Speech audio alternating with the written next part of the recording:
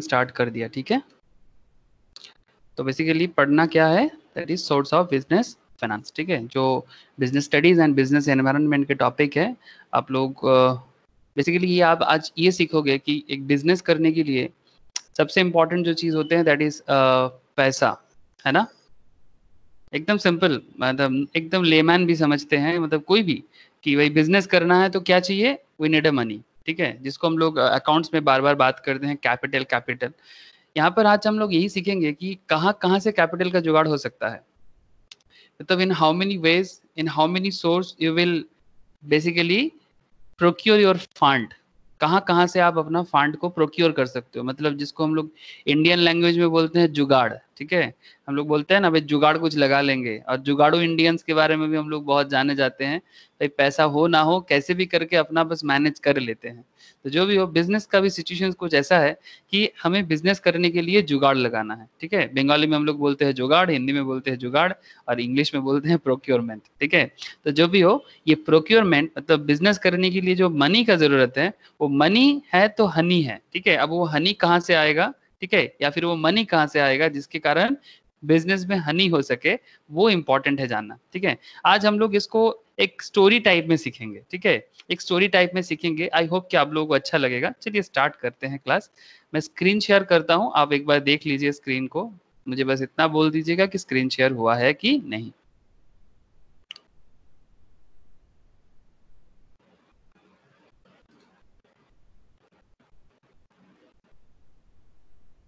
देखिए तो screen share हुआ है आप लोगों से? Yes sir. ओके, देखो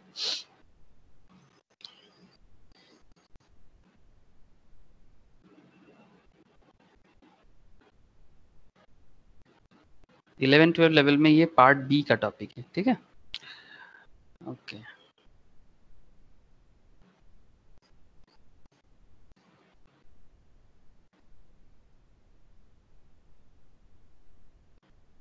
तो टॉपिक क्या है सर? टॉपिक एकदम सिंपल है, source of business finance. Okay, source of business finance मतलब ये फाइनेंस कहाँ से होगा या नहीं। चलो टॉपिक देखते हैं। सबसे पहले तो ये जानना चाहिए what is business financing. What is business financing मतलब ये बिजनेस फाइनेंस का मतलब क्या है। आप लोग थोड़ा गौर करना, बहुत ही अच्छा टॉपिक है, आपको समझ में आ जाएगा, बट थोड़ा पेशेंस के साथ रहना। देखो क्या बताते हैं, बोलते हैं कि unless your business has the balance sheet of Apple. आप लोग एप्पल के बारे में सुने होंगे, ठीक है। एप्पल मतलब जिसका आईफोन होता है सर, ठीक है। एप्पल जो कंपनी है ये आज के डेट में वर्ल्ड का सबसे वैल्यूएबल कंपनी है, ठीक है। तो सिंपल कह रहा है कि अगर आपका बिजनेस का बैलेंस शीट जो हम लोग अकाउंटेंसी में बनाते हैं ना, ठीक है, बैलेंस शीट ये वर्ड आप लोग सबको ही सुने हो, तो मुझे दिक्कत नहीं है समझाने में। बैलेंस शीट जो अकाउंट्स में होते हैं, ये बैलेंस शीट देख के बिजनेस को फाइनेंस किया जाता है, ठीक है। दैट मीन्स आपके बिजनेस में दो साइड होते हैं बैलेंस शीट में। एक होता है liability side, liability plus capital, है ना। एक लाइबिलिटी प्लस कैपिटल साइड होते हैं और एक होते हैं एसेट साइड, ठीक है। तो ये जो liability plus capital side and another part is asset side, ये asset side and liability side दोनों मैच करता है, ठीक है। ये सब बातें तो हम लोग अकाउंट्स में बात करेंगे, ठीक है। ये सर क्यों मैच करता है, मैच करने के पीछे रीजन क्या है, या फिर क्या सिर्फ ऐसे ही मैच करा देते हैं, वो सब तो अकाउंट्स में बातें होना चाहिए। लेकिन यहाँ पर हम लोग मेनली देखेंगे ये जो वर्ड्स यहाँ पर रहता है, मतलब कुछ टेक्निकल टर्म्स जिसको हम लोग बोल सकते हैं अकाउंटिंग या फाइनेंसिंग जार्गन, ठीक है। Accounts and finance jargon. Jargon मतलब आप लोग समझते हो, जार्गन का मतलब होता है, जार्गन का मतलब होता है टेक्निकल टर्म, ठीक है, मतलब कुछ टेक्निकल वर्ड्स जो अकाउंट्स में यूज होते हैं, जार्गन। अब यहाँ पर किस तरह का लैंग्वेज यूज होते हैं, आपको थोड़ा सा आइडिया देता हूँ, जिनको एकदम आइडिया नहीं है और जिनको आइडिया है बहुत अच्छा, जिनको आइडिया है बहुत अच्छा, जिनको नहीं है नो प्रॉब्लम सर, आप समझ जाओगे। जैसे एसेट साइड में इधर क्या रहता है जानते हो, इधर रहता है फिक्स्ड एसेट्स, ठीक है। फिक्स एसेट्स में जैसे कि लैंड होता है, बिल्डिंग होते हैं, बस रफ आइडिया दे रहा हूँ, हाँ एकदम डिटेल्स में नहीं जाऊंगा, रफ आइडिया। करंट एसेट्स में क्या रह सकता है सर आपके बिजनेस पे? करंट एसेट में रह सकता है कैश, ठीक है। कैश, क्योंकि 1 ईयर के अंदर कैश का ट्रांजैक्शंस हो जाते हैं, ठीक है। कैश जो है ना वो काफी लिक्विड है और वो विद इन 1 ईयर इधर उधर हो सकता है। लैंड वगैरह काफी फिक्स्ड है, बिल्डिंग भी फिक्स्ड है। कैश इतना दिन आपके पास नहीं रहता। इट्स कैश का वेलोसिटी बहुत ज्यादा होता है। वेलोसिटी मतलब बहुत बार घूमता है। कैश हो गया आपका स्टॉक, ठीक है, जिसके लेके आप बिजनेस करते हो, स्टॉक, ठीक है।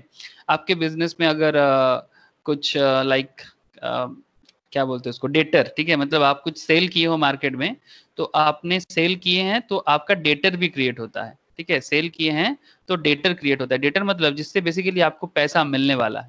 डेटर मतलब जिससे बेसिकली आपको पैसा मिलने वाला है, अभी तक मिला नहीं है, हाँ, still you don't get it, but आपको मिलेगा। और जब तक ये मिलेगा मिलेगा बात होता है ना, तब तक वो आपका क्या है जानते हो, तब तक वो आपका एसेट है, ठीक है। तो कैश हो गया, स्टॉक हो गया, डेटर, ठीक है। डेटर मतलब जिससे आपको पैसा मिलने वाला है, ठीक है, ध्यान से सुनना। डेटर से आपको पैसा मिलेगा तो डेटर हो गया आपका एसेट। तो कैश आपका एसेट है, स्टॉक आपका एसेट है, डेटर भी आपका एसेट है। तो ये सब क्या है, करेंट एसेट्स है, दीज आर करेंट एसेट्स। अब ये कैश, स्टॉक, डेटर, सर ये सब क्यों सिखा रहे हो? तो अकाउंटेंसी में सीखने वाले बात है ना। हाँ सर, हम लोग फाइनेंस पढ़ रहे हैं। जो लोग आप लोग सुने होंगे, जो लोग ग्रेजुएशन करते हैं ना या मास्टर्स करते हैं, एमकॉम वगैरह करते हैं, वो लोगों का टॉपिक का नाम ये रहता है account, honours in accounts and finance, ठीक है। अकाउंट्स एंड फाइनेंस यही उनका टॉपिक का नाम होता है। सिर्फ अकाउंटेंसी अकेला नहीं होता sir, without finance accounts and accounts का कंप्लीशन नहीं आता। अकाउंट्स तभी कंप्लीट होता है जब फाइनेंस उसके साथ आ जाता है, ठीक है। तो अकाउंट्स, इसीलिए डिग्री में लिखा रहता है बीकॉम ऑनर्स, ठीक है, इसीलिए लिखा रहता है BCom honours in accountancy and finance. इसी तरह से डिग्री का नाम होता है। जो भी हो, डिग्री आपको अभी नहीं समझना जरूरी है, बस मैं आइडिया दिया आपको। तो जो भी हो, कहना क्या चाहते हो सर? सर कहना ये चाहते हैं, देखो फिक्स्ड एसेट्स में लैंड बिल्डिंग, करंट एसेट में कैश, स्टॉक, डेटर, या लाइबिलिटी साइड में कैपिटल होते हैं सर, है ना। कैपिटल होते हैं। जब बैलेंस शीट और डिटेल्स में सिखाएंगे और अच्छे से समझ में आएगा। कैपिटल होते हैं। क्रेडिटर आता है यहाँ पर। क्रेडिटर मतलब जिससे आप लोन लेके बिजनेस करते हो, ठीक है, या फिर जिससे आप स्टॉक उधारी में परचेस करते हो, ठीक है। लोन अलग से हो जाते हैं, लॉन्ग टर्म होता है, शॉर्ट टर्म होता है। लॉन्ग टर्म भी हो सकता है, शॉर्ट टर्म भी हो सकता है लोन, ठीक है। शॉर्ट टर्म लोन भी हो सकते हैं। फिर और क्या सर, बिल्स पेएबल होता है, ठीक है। इधर बिल्स रिसीवेबल हो सकता है। इस तरह से अलग अलग एसेट्स एंड लायबिलिटी आपके बिजनेस में होता है। तो ये बैलेंस शीट आपका जितना स्ट्रांग, ठीक है, मतलब इफ अगर आपका बिजनेस में लैंड बिल्डिंग काफी हाई हाई वैल्यू में है, ठीक है, अगर आपके बिजनेस में काफी ज्यादा कैश है, ठीक है, अगर आपके बिजनेस में डेटर भी बहुत अच्छा है, मतलब आपने अच्छा खासा मार्केट में सेल किया, ठीक है, तो आपका काफी अच्छा मार्केट में पैसा पड़ा हुआ है, ठीक है। तो ऐसा जितना अच्छे से आपके बिजनेस को मतलब शो होगा, तो उतना ज्यादा आपका बिजनेस को कोई भी कंपनी या कोई भी बैंक आपको फाइनेंस करने के लिए रेडी रहेगा। मतलब आपको जो पैसा का जरूरत है, वो जितना स्ट्रांग होगा आपका बैलेंस शीट, ठीक है, उतना अच्छे से आपको फाइनेंस करेगा। आप मेरा बात का कॉन्सेप्ट समझ पा रहे हो? मतलब लोन मिलने के लिए आपको बता दूं, लोन मिलने के लिए आपका अगर पुराना लोन अच्छा है ना, ठीक है, इफ योर लोन हिस्ट्री या क्रेडिट हिस्ट्री कहते हैं इसको, ठीक है। अगर आपको लोन लेना है, लोन लेना मतलब बेसिकली आपको अपने बिजनेस में फाइनेंस करना है। सपोज सपोज आपके बैलेंस शीट आप बैंक में जाके शो कर रहे हो, करेंटली आपको चाहिए सर 1 करोड़ का लोन चाहिए, ठीक है। आपका एक स्टार्टअप है, ठीक है, स्टार्टअप बिजनेस है आपका, आप स्टार्ट करना चाहते हो, बट आपको 1 करोड़ का लोन चाहिए। बट क्योंकि आपका स्टार्टअप बिजनेस है, स्टार्टअप बिजनेस का बैलेंस शीट कहाँ से आएगा? बिजनेस तो फर्स्ट टाइम स्टार्ट हो रहा है। एटलीस्ट 3 ईयर बिजनेस कंप्लीट होने के बाद आपका एक प्रॉपर बैलेंस शीट बन सकता है। तो ऐसा केसेस में लोन मिलना मुश्किल हो जाता है। लेकिन जो कंपनी ऑलरेडी एस्टेब्लिश्ड है, ठीक है, उसका बैलेंस शीट में अच्छा खासा एसेट, अच्छा खासा लायबिलिटीज, मतलब पुराना क्रेडिट हिस्ट्री भी अच्छा है उसका, मतलब हिस्ट्री अच्छा होना चाहिए। मतलब लोन मिलने के लिए अगर आपने पहले अच्छे से लोन रीपे किए हैं ना, अगर आपको आज लोन चाहिए और अगर आपने पहले प्रीवियसली आपका लोन लेने का भी हिस्ट्री है एंड प्रॉपर टाइम में लोन वापस करने का भी हिस्ट्री है, तो ऐसा केसेस में ना आपको लोन जल्दी मिलता है। आप समझ रहे हो ना? तो लोन जल्दी मिलता है मतलब आपको बिजनेस में फाइनेंस करने का सुविधा होता है। लेकिन एकदम स्टार्टअप कल्चर में जो न्यू कमर आते हैं, ठीक है, एकदम न्यू कमर, ठीक है, जो रुकी होते हैं, रुकी मतलब एकदम फर्स्ट टाइम मार्केट में आते हैं, न्यू कमर, उनको दिक्कत क्या हो जाता है, उनको लोन मिलने में काफी दिक्कत हो जाते हैं। रीजन इज कि क्योंकि उनका बैलेंस शीट प्रॉपर्ली बना नहीं रहता। उनका बिजनेस फर्स्ट टाइम है, जो लोन देता है वो अपना पैसा रिस्क में डालना नहीं चाहते। तो ये सब अलग अलग रीजन है जो बेसिकली आपको सोर्स ऑफ बिजनेस फाइनेंस में समझ में आएगा। इसीलिए हम लोगों का जो एकदम फर्स्ट पॉइंट है, एकदम फर्स्ट पॉइंट यही कह रहा है sir, unless your business has the balance sheet of Apple, ठीक है, क्योंकि एप्पल का वैल्यूएशन बहुत हाई है। सर एक बार दिखा दो ना एप्पल का वैल्यूएशन कैसा है। देखो मैं आपको एक डेटा दिखाता हूँ वर्ल्ड वैल्यूएबल कंपनीज का, तो आपको एक आइडिया मिल जाएगा, फिर जाके ना आप बिजनेस को और अच्छे से समझ पाओगे। मोस्ट वैल्यूएबल, ये सब जो मैं आपके सामने करता हूँ, आप लोग घर पे ना अपने मन मर्जी से करना, अपना बेस को बढ़ाने के लिए।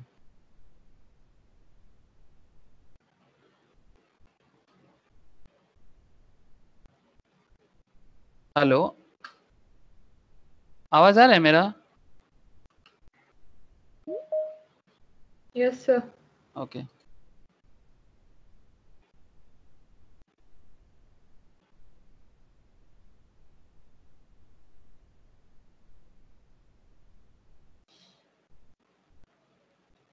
यहाँ पर कुछ कंपनीज का नाम है जिसमें रेवेन्यू वाइज कंपनी का वैल्यू दिया हुआ है, आपको एक आइडिया मिलेगा कि कितना क्या क्या कंपनी है वर्ल्ड में। बहुत ही लार्जेस्ट कंपनी है, ठीक है, जिसका वैल्यूएशन काफी हाई है, ठीक है। ये मतलब जो जितना बड़ा कंपनी है ना उसको फाइनेंस करने में उतना सुविधा होता है, और उसको फाइनेंस का जरूरत तो बहुत होता है, क्योंकि बिना पैसा का तो बिजनेस रन नहीं हो सकता ना।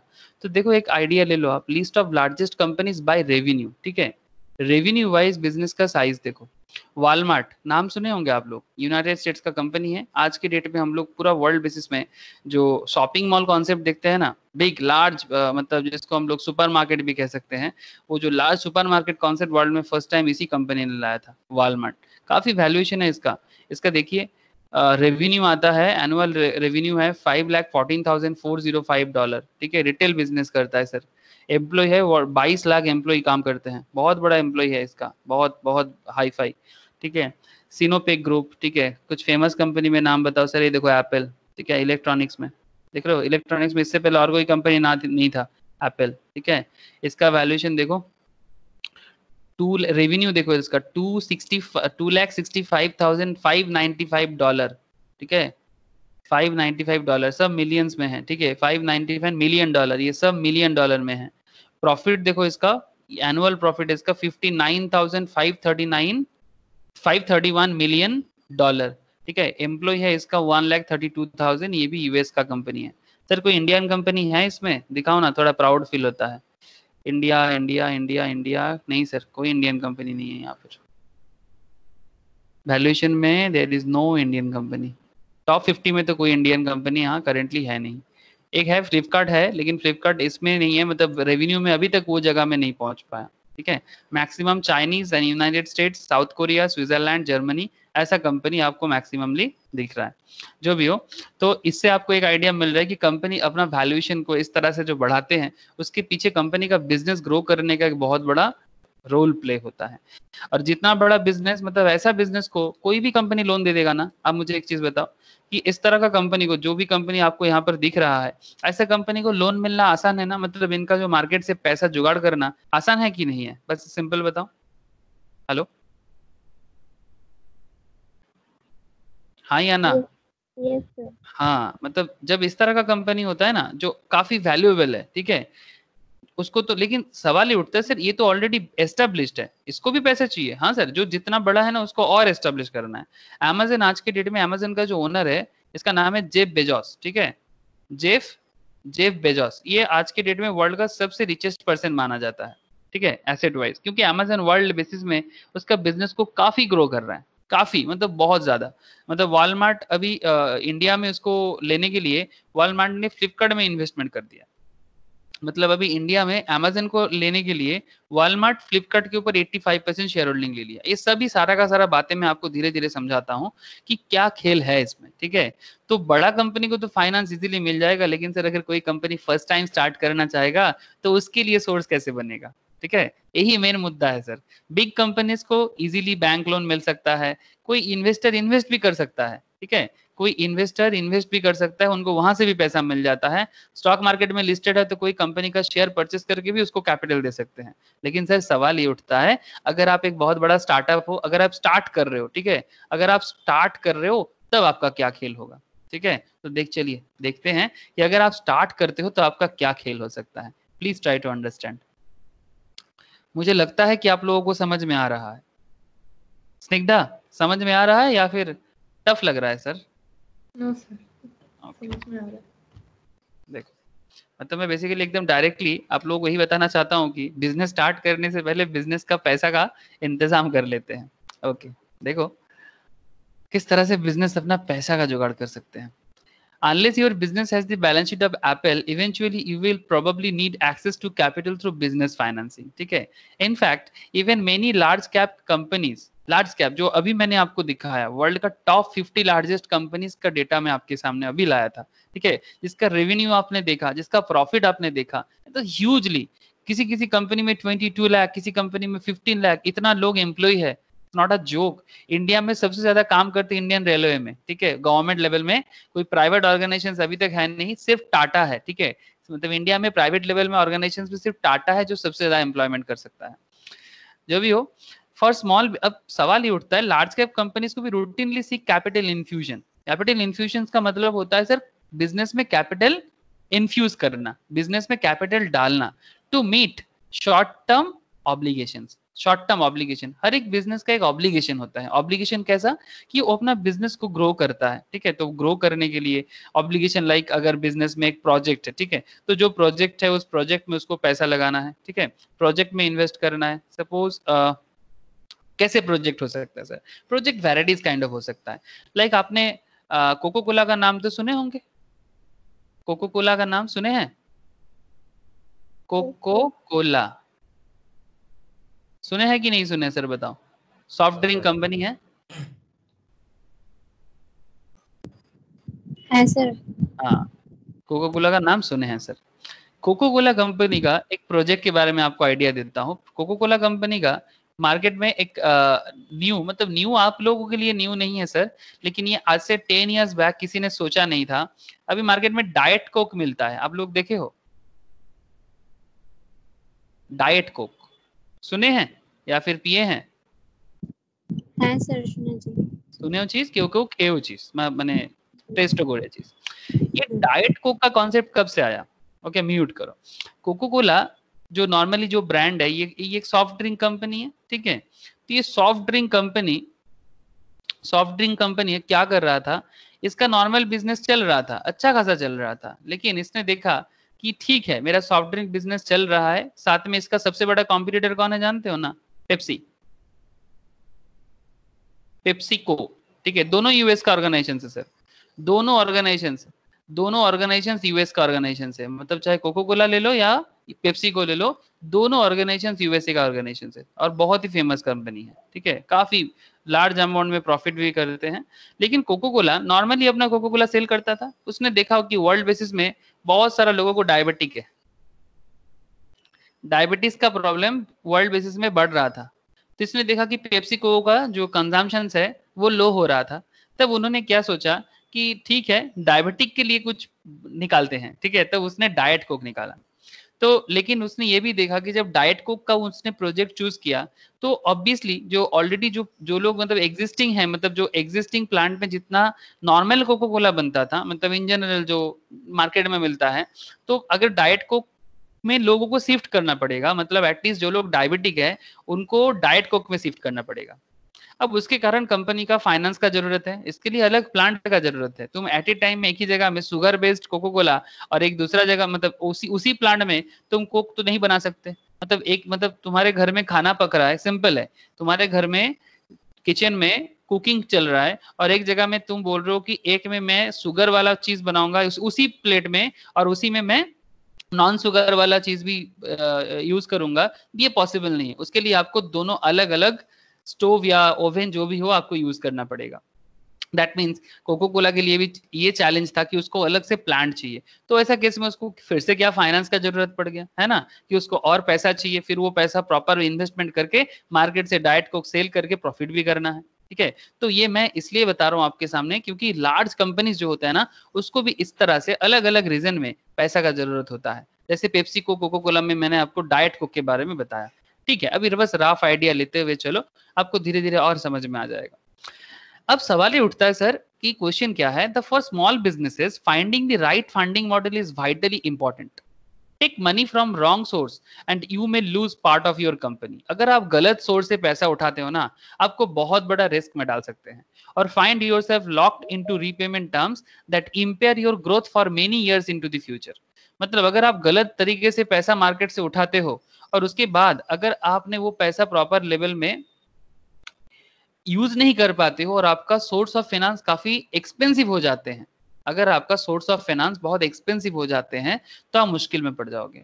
मतलब सर इसका सिंपल यही मतलब है कि आप जहां से लोन ले रहे हो, ठीक है, या फिर जो भी आपको पैसे बिजनेस के लिए पैसा दे रहा है, अगर वो बदले में हेफ्टी रिटर्न मांग ले तो, हेफ्टी मतलब सर हाई रिटर्न, ठीक है। सपोज आपने किसी से लोन लिया 1 लाख का, बदले में वो आपको बहुत जरूरत था 1 लाख का, तो मतलब अटमोस्ट नेसेसिटी था, आपको बहुत जोर का नेसेसिटी था बिजनेस के लिए, लेकिन बदले में वो आपसे क्या मांग रहा है जानते हो? At the rate of 20% return मांग रहा है।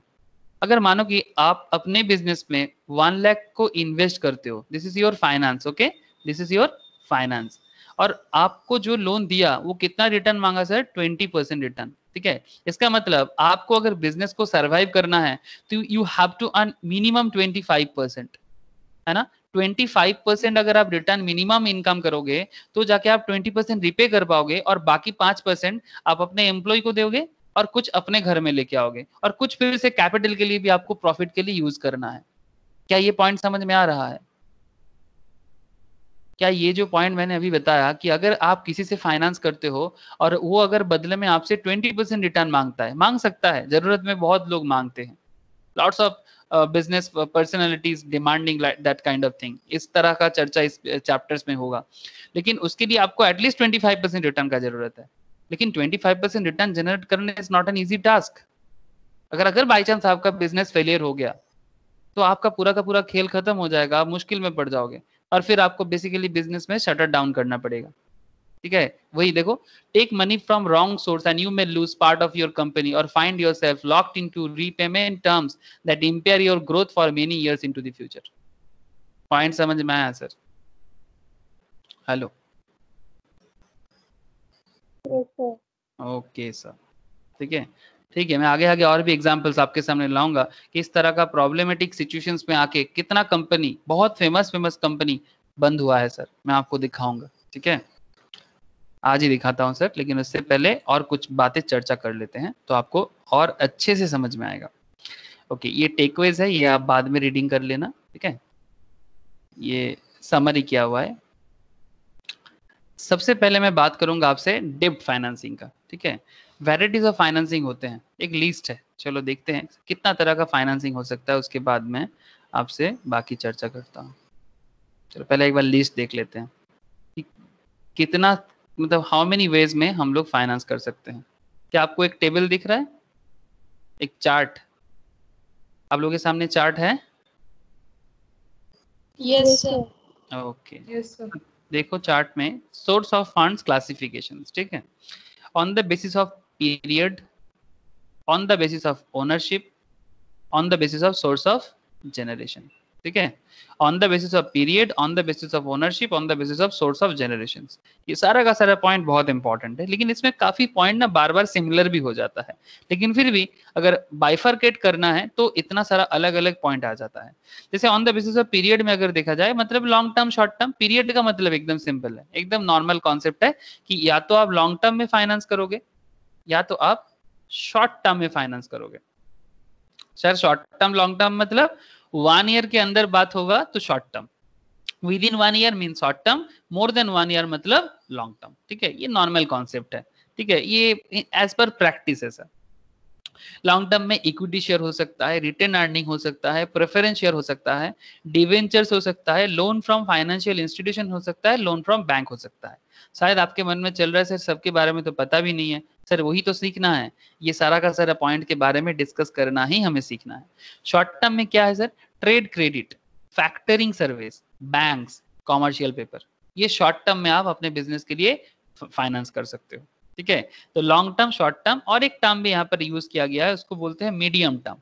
मीडियम टर्म में क्या है? Loan from banks, public deposit, loan from financial institutions, lease financing, ठीक है, तो ये भी एक फाइनेंस करने का तरीका है।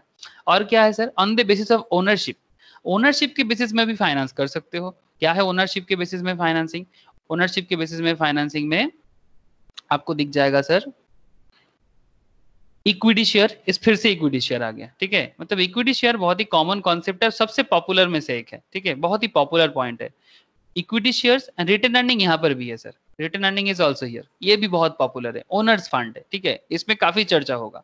बोरोड फंड, ठीक है, दिस इज अनदर पॉइंट, मतलब ये भी एक बहुत पॉपुलर, जिसमें हम लोग बोरोड फंड में बहुत बातें करेंगे, ये भी बहुत पॉपुलर पॉइंट है बोरोड फंड।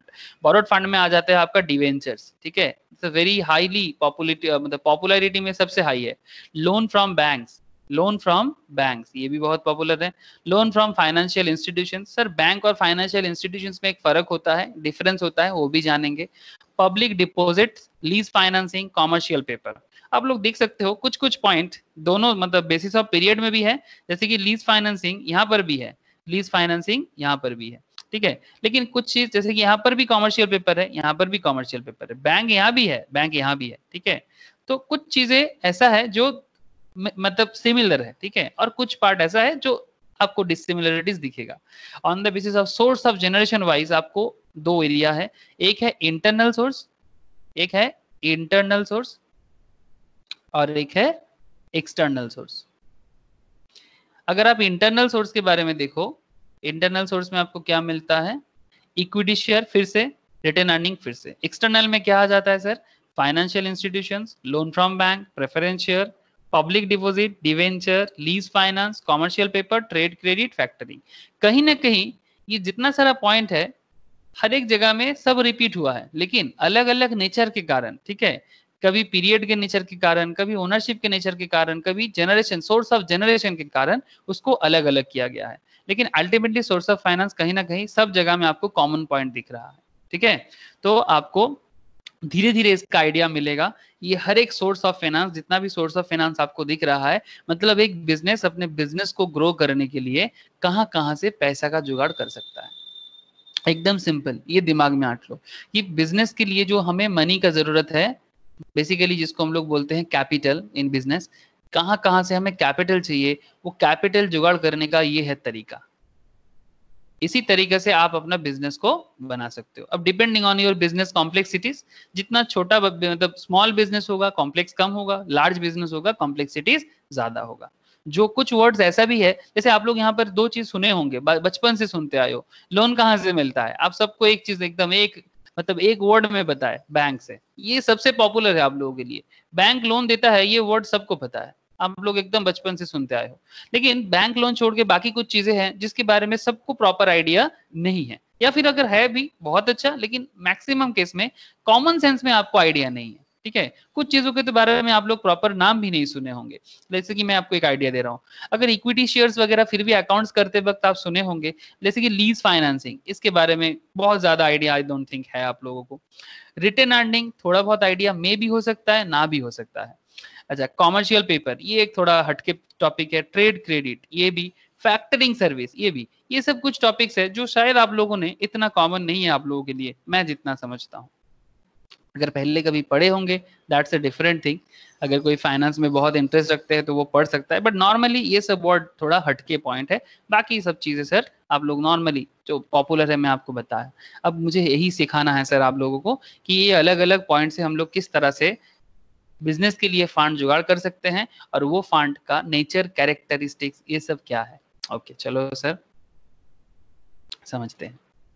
आप लोगों को समझ में आया ना सर, बेसिकली हम लोगों को क्या पढ़ाई करना है, मतलब what is our main objective of this today's topic, ये क्लियर है कि नहीं बता दो प्लीज। ओके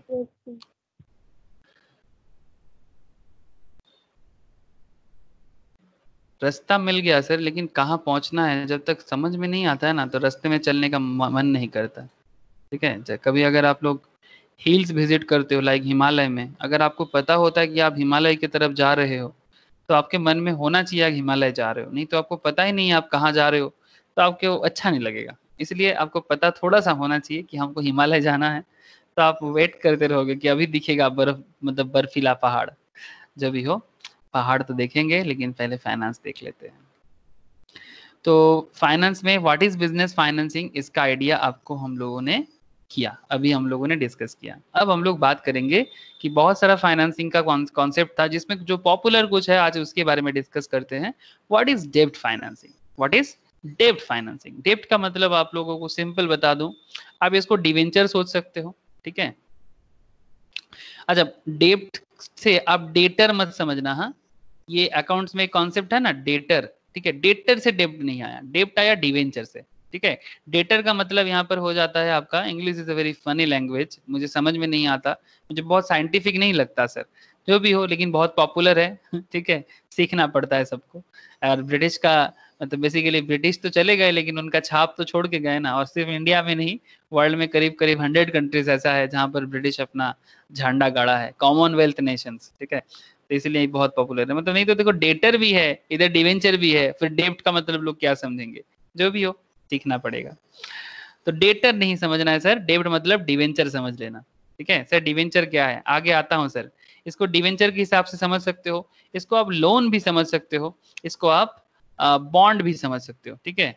सर तीनों एक ही चीज है, हाँ सर, मतलब काफी सेम है, ठीक है, थोड़ा डिफरेंस है, नेचर वाइज एकदम सेम है। मतलब debenture, loan, bond nature wise same, लेकिन अगर आप तीनों चीजों को एक कॉमन पॉइंट बिट बताओ ना, तो उसको आप एक सिंपल लाइन में बोल सकते हो, डेब्ट, ठीक है। जिसका मतलब है बिजनेस अपने बिजनेस करने के लिए लोन लेते हैं, और वो लोन लेके जो बिजनेस का जुगाड़ करते हैं उसको कहते हैं फाइनेंसिंग, ठीक है। ये फाइनेंसिंग वर्ड सीखने से पहले आपको मैं दो चीज बताऊं। एक सब्जेक्ट होते हैं, सब्जेक्ट का नाम है फाइनेंशियल मैनेजमेंट। फाइनेंशियल मैनेजमेंट के ऊपर 11-12 में भी काफी डिस्कशंस है बिजनेस स्टडीज में, और जो लोग सीएस फाउंडेशंस वगैरह के लिए पढ़ते हो या सीए के लिए पढ़ते हो वहां पर भी डिस्कशंस है।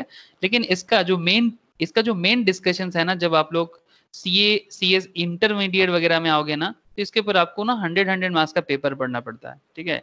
बीकॉम में आओगे तो इसके ऊपर ऑनर्स पेपर पढ़ना पड़ता है। तो उसमें सबसे ज्यादा डिस्कशंस होते हैं और बहुत ही पॉपुलर मतलब सब्जेक्ट है financial management.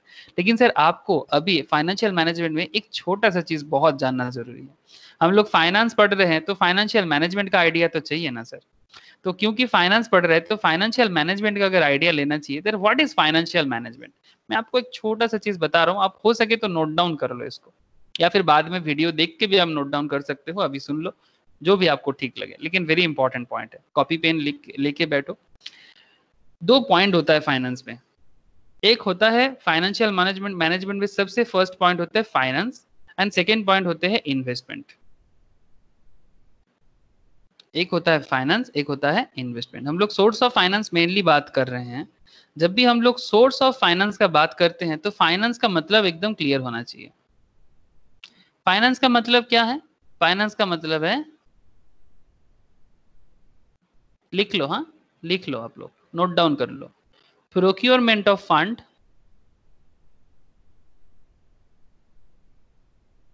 with a view to minimize the cost of capital। आप लोग नोट डाउन कर रहे हो ना? प्लीज कर लो, ये पॉइंट बहुत ही इंपॉर्टेंट पॉइंट है। Procurement of fund with view to minimise the cost of capital, bracket में लिख देना सर, केसी। सर लिख रहे हो सर? Yes sir. ओके, लिखना please. Procurement of fund with view to minimise the cost of capital, bracket में लिखना sir, के सी। के नीचे सी लिखना है सर, ठीक है। के उसके जस्ट नीचे सी लिखना, एकदम साइड में नहीं, के सी। इन्वेस्टमेंट में लिखना sir, deployment of fund. Investment में लिखना deployment of fund with a view to maximize the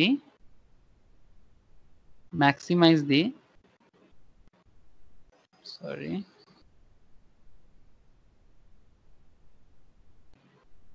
maximize the rate of return,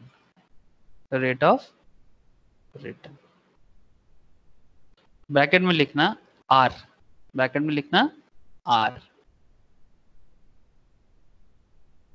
are for rate of return, ठीक है। So the main objective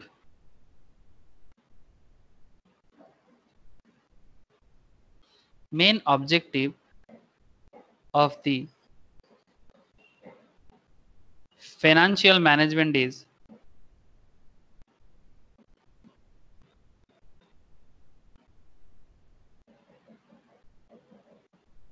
to increase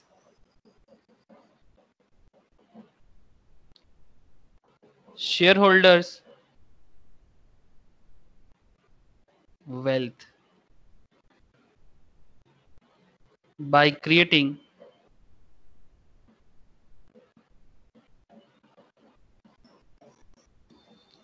R greater than KC. By creating R greater than KC.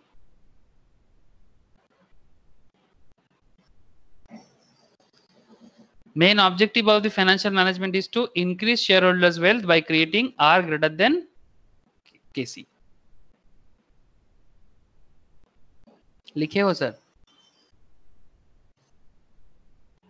Yes, sir. Okay, यहाँ पर एक point add करना, by shareholders wealth by creating profit, हाँ, by creating profit and by creating profit possible only when R greater than KC, possible only when R greater than KC. Sir समझा दो sir 2 minute से। Okay sir, 2 minute समझ लो। Financial management का जो main theme है, जो finance का, सबसे पहले फाइनेंस मतलब क्या बताया सर? फाइनेंस का मतलब हो गया procurement of fund with the view to minimise the cost of capital. मतलब हम जब भी पैसा का जुगाड़ करते हैं, कोई भी बिजनेस का एक सिंपल व्यू पॉइंट होना चाहिए कि हम जहां से भी पैसा जुगाड़ कर रहे हैं उसको कहते हैं कैपिटल, ठीक है। पैसा जुगाड़ करने को क्या कहते हैं? कैपिटल का जुगाड़। लेकिन जब जुगाड़ लगाते हैं ना तो उसका एक खर्चा होता है जिसको हम लोग कहते हैं कॉस्ट, ठीक है। इसका एग्जाम्पल यहाँ पर आप ब्रैकेट में लिख सकते हो। एग्जाम्पल में ऐसे लिख सकते हो, सपोज आपको 1 लाख चाहिए, आपको बिजनेस करने के लिए 1 लाख चाहिए, और जहां से आप लोन ले रहे हो वहां पर आपको 10% इंटरेस्ट मांग रहा है, ठीक है। तो दिस 10%, दैट इज 1 लाख का 10%, that is 10,000 your cost of capital. जो 10,000 है ये है आपका cost of capital. 10% is your KC, ठीक है। मतलब 1 लाख की 10%, that is 10,000 is your cost of capital. तो ये आपको याद रखना चाहिए कि जब जब हमें बिजनेस करना है तो हमें कैपिटल का जुगाड़ तो ऑब्वियसली करना है, लेकिन आप बताओ ना कि आप जितना सस्ते में कैपिटल जुगाड़ कर पाओगे आप अपने बिजनेस के लिए उतना अच्छा करोगे ना। बिजनेस करने के लिए फाइनेंस का जरूरत है, दैट डजंट मीन्स कि आप मतलब जितना भी मतलब महंगा हो जाए आप फाइनेंस करके ही छोड़ोगे, नहीं ना, आपको तो प्रॉफिट भी तो करना है। तो this is the first criteria, procurement of fund. आपको उस ऐसा जगह से फंड जुगाड़ करना है जहां आपका कॉस्ट ऑफ कैपिटल क्या हो? मिनिमम हो, मिनिमाइज, ठीक है। This is that is KC. केसी आपका मिनिमम हो, मतलब ये अगर 10,000 से भी कम होता ना, अगर 1 लाख आपको 10,000 कॉस्ट, ये आपका नहीं है sir. This 10,000 you have to pay by creating return, ठीक है, बाय क्रिएटिंग रिटर्न। जैसे कि जब आप फाइनेंस तो कर लोगे, but after the finance what is your next duty? Your next duty should be to invest your money in the project, in your business.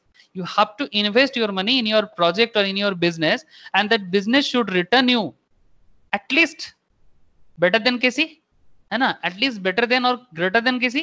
That means deployment of fund with a view to maximize the rate of return. आपको fund उसी जगह में लगाना चाहिए जहां आपका return ज्यादा हो, है ना। तो आप यहाँ पर एग्जाम्पल में लिख सकते हो, फॉर एग्जाम्पल अगर आप 1 लाख इन्वेस्ट करते हो तो एटलीस्ट आप 15% रिटर्न तो जनरेट कर ही सकते हो। अगर आप इतना नहीं करोगे तो आप बिजनेस को कैसे सर्वाइव करोगे? That means this 15,000 is your what? This 15,000 your are.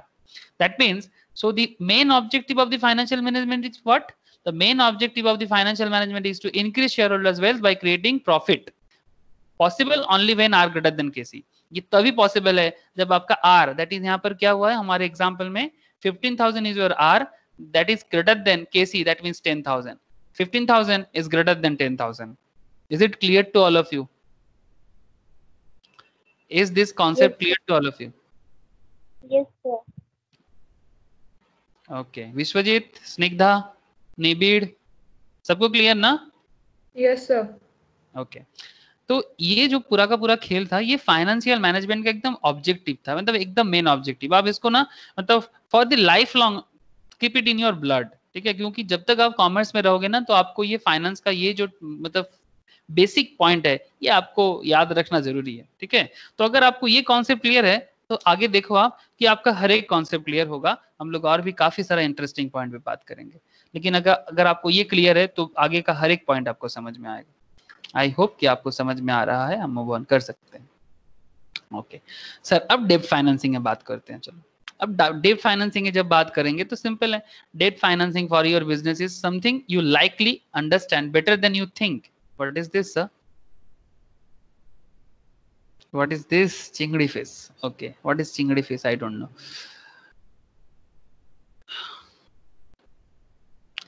Understand better than you think. Do you have a mortgage?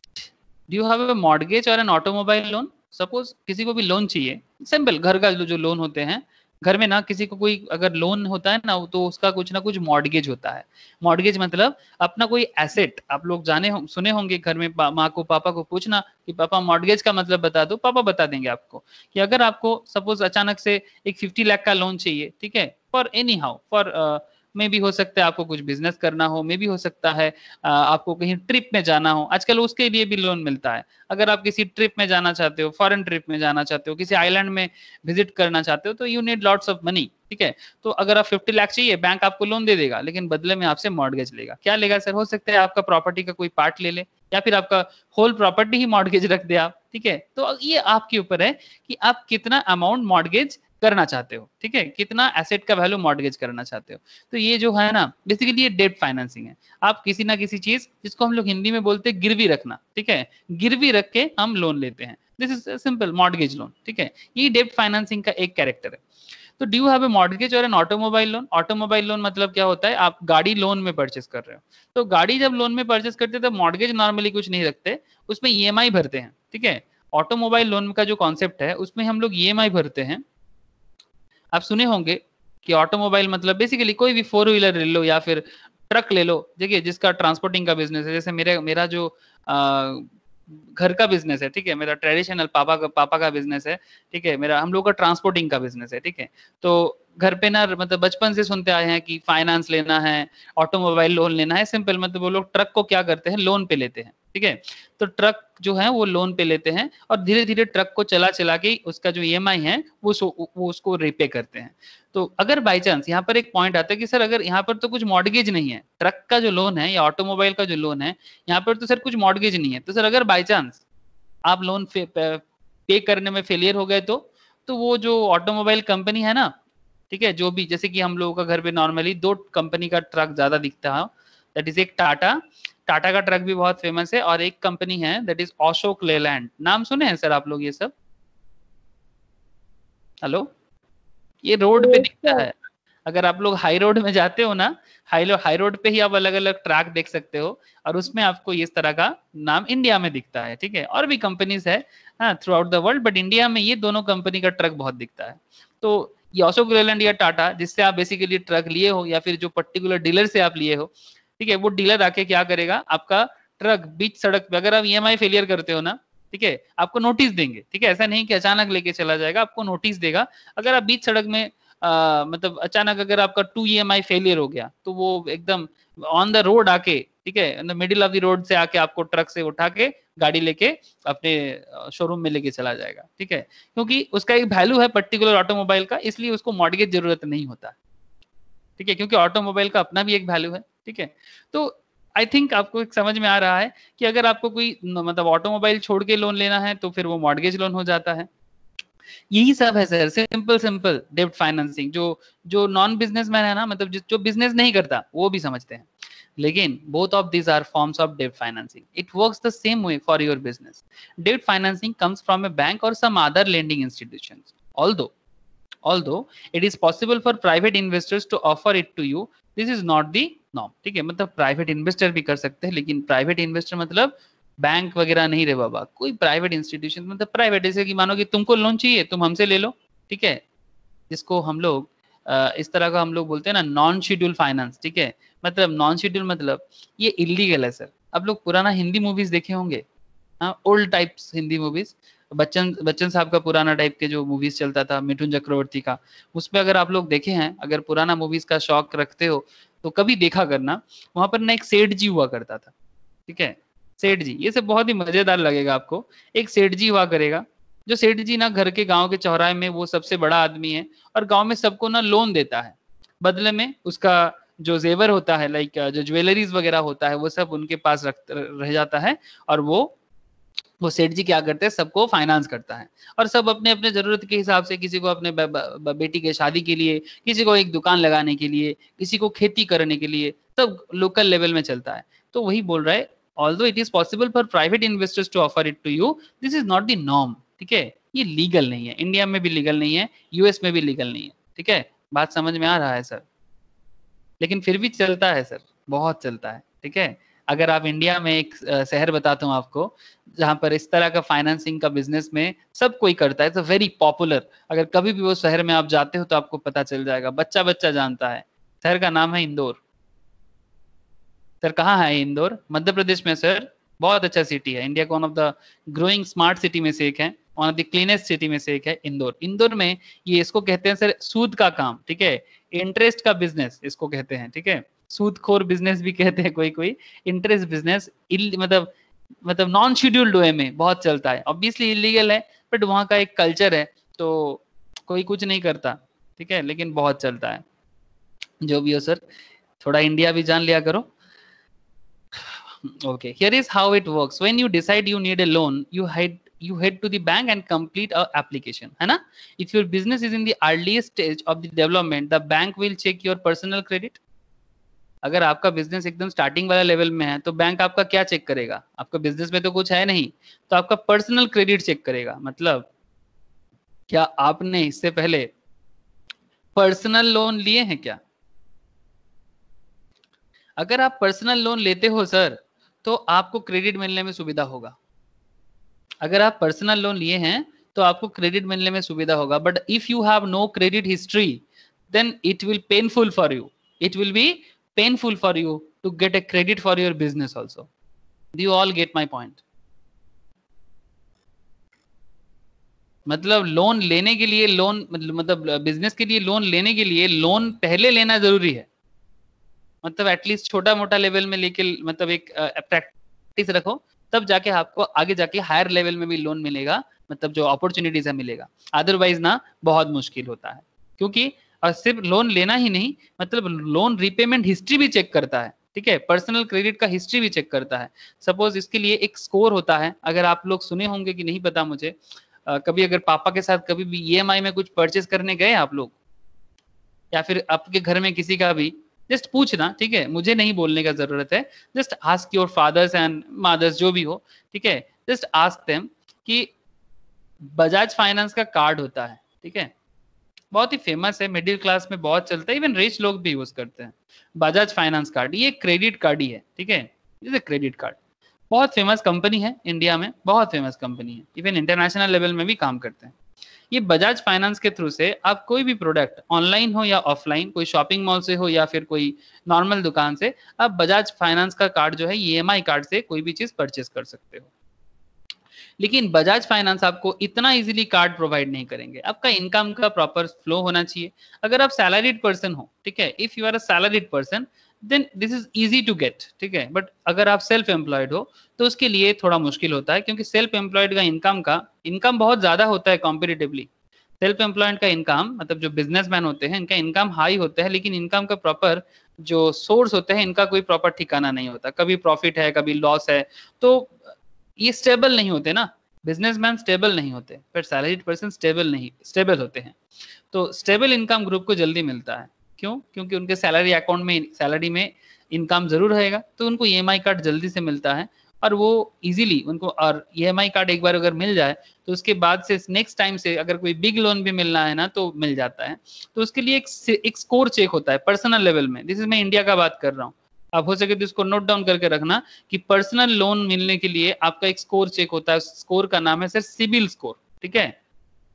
ये सब हटके टॉपिक है, थोड़ा सा कॉमन सेंस है, जनरल नॉलेज टाइप में। सिबिल स्कोर चेक होता है। सिबिल स्कोर में देखा जाता है कि आपको लोन देने के लिए बैंक कितना रेडी है, ठीक है, मतलब आप उस लोन को रीपे करने के लिए भी कितना रेडी हो। जिसका सिबिल स्कोर जितना हाई होगा, ठीक है, नॉर्मली सिबिल स्कोर अगर 700 से ज्यादा होता है, ठीक है, सिबिल स्कोर नॉर्मली सर 300 से 900 तक होता है। नॉर्मली 700 से जितना ज्यादा होगा आपको लोन इतना इजीली मिलेगा, ठीक है। ये सब बातें सर आपको धीरे धीरे समझ में आएगा जब आप लोग ये सब लेवल में और पढ़ाई करते जाओगे। यही सब तो है फाइनेंशियल लेवल में काम, यही सब आपको करना पड़ेगा। सिविल स्कोर मतलब बेसिकली आपका credit score checking in India. World के अलग अलग कंट्री में अलग अलग चेकिंग पॉइंट है। ये मैं पर्सनल लोन पे बात कर रहा था, बिजनेस लेवल में लिए और भी कुछ पॉइंट है, ठीक है। तो चलो सर, आपको बहुत सारा चीज बता रहा हूँ, पता नहीं आपको अच्छा लग रहा है कि नहीं, बट आई होप कि आप लोगों को मतलब आप लोग ये सब चीज ना ऐसे जी के समझना sir. It's a general knowledge in business and finance. Commerce का ये जनरल नॉलेज है, आप लोग जनरल नॉलेज के हिसाब से लेते हुए चलो। ओके आगे और भी पॉइंट है, like here is how it works. When you decide you need a loan, you head to bank and complete an application. If your business in the earliest stage of the development, the bank will check your personal credit. For businesses that have a more complicated corporate structure, ठीक है, suppose personal loan में complexities कम है, ठीक है, सिर्फ आपका credit history check करके आपको बैंक लोन दे सकता है। लेकिन क्या बिजनेस के केस में ऐसा इजीली पॉसिबल है?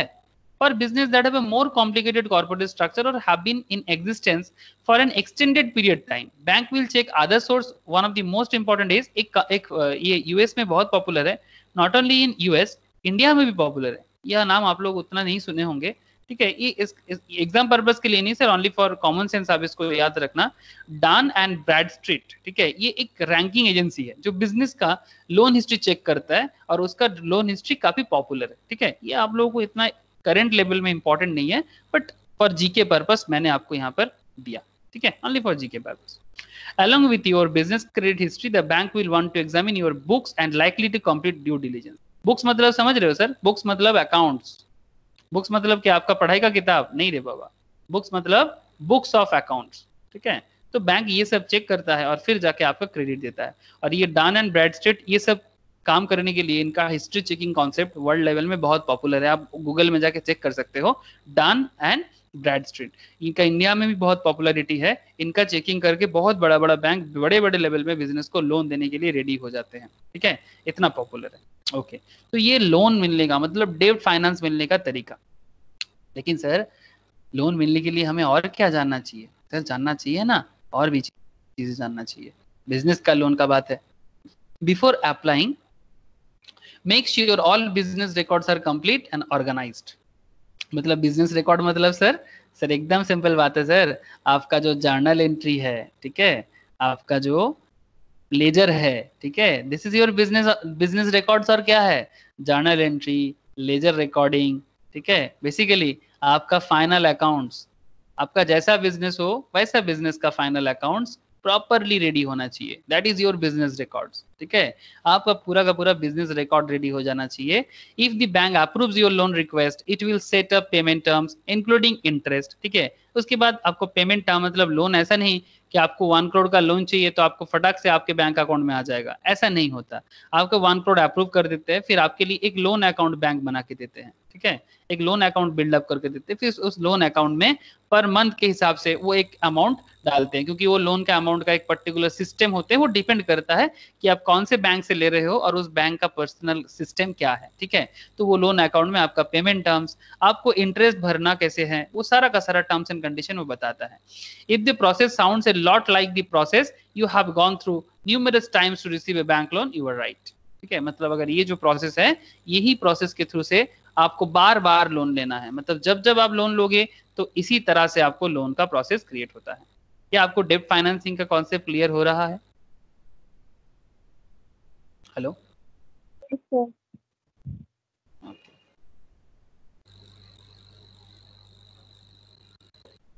Okay sir. अब सर इंपॉर्टेंट पॉइंट कि सर लोन फाइनेंस मतलब डेब्ट फाइनेंस लेने का एडवांटेजेस क्या है? सर हमें क्यों लोन फाइनेंस या डेब्ट फाइनेंस लेना चाहिए? देखो सर, बहुत इंटरेस्ट, ये सब एग्जाम के लिए बहुत इंपॉर्टेंट क्वेश्चंस भी है। क्यों डेब्ट फाइनेंस करना चाहिए? There are several advantages to finance your business through डेब्ट। First, the lending institution has no control over how you run your company, ठीक है, and it has no ownership. Obviously अगर कोई आपको लोन दे रहा है ना, तो उसके आपके बिजनेस में, मतलब वो लेंडिंग इंस्टीट्यूशन से बेसिकली वो लोन प्रोवाइड करते हैं, एंड उसका आपके बिजनेस में कोई कंट्रोल नहीं होगा। उसको सिर्फ अपना लोन का इंटरेस्ट का इंपॉर्टेंस ही है, ठीक है। उसने आपको अगर 1 करोड़ लोन दिया, if you get 1 crore loan from A bank, और उसने आपको बोला था कि भाई हमें 10% का इंटरेस्ट चाहिए, ठीक है, तो उनको जस्ट क्या इंपॉर्टेंस ही है कि आप उनको टाइमली, ठीक है, एनुअल इंटरेस्ट है, तो आप एनुअली उनको उनका इंटरेस्ट पे कर रहे हो कि नहीं कर रहे हो, दैट इज 1 करोड़ पे 10%। जो भी अमाउंट होता है आप टाइम पे बैंक को पे कर दो, जो भी लोन इंस्टीट्यूशन है, नॉट ओनली बैंक, कोई भी, उसको सिर्फ आपका इंटरेस्ट जो भी है वो आपको उसको देना पड़ेगा। लेकिन आपके बिजनेस पे, आपके बिजनेस पे कोई कंट्रोल नहीं लेगा। नॉर्मली कोई पैसा देता है तो सुनाते हैं, कंट्रोल भी चाहते हैं, बट लेंडिंग इंस्टीट्यूशंस कभी कंट्रोल में एकदम हक, मतलब एकदम कंट्रोल नहीं चाहते। उनको बस अपना इंटरेस्ट का हक है, और वो सबसे पहला हक है, सबसे पहला हक।